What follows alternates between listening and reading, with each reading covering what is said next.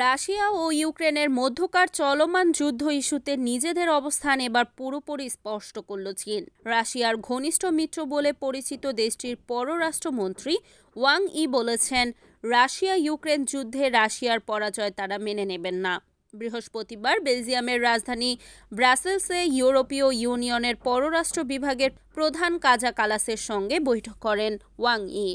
4 ঘণ্টাব্যাপী সেই কাজা Kalash Russia Ukraine যুদ্ধ ইস্যুতে চীনের চূড়ান্ত অবস্থান জানতে চাইলে ওয়াং বলেন, বেইজিং কোনোভাবে এই যুদ্ধে রাশিয়ার পরাজয় মেনে নেবে না। আমরা রাশিয়াকে হারতে দেব না।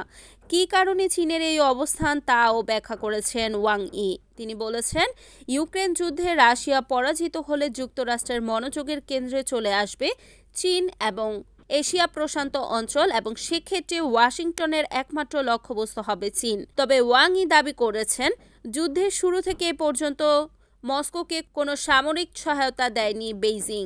ইইউর পররাষ্ট্র বিভাগের প্রধানকে তিনি বলেছেন, চীন যদি রাশিয়াকে সহায়তা দিত তাহলে এই যুদ্ধ অনেক আগেই শেষ হয়ে যেত।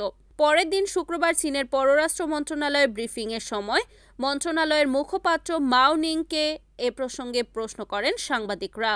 মাও নিং বলেন, রাশিয়া ইউক্রেন যুদ্ধে চীনের অবস্থান নৈর্ব্যক্তিক।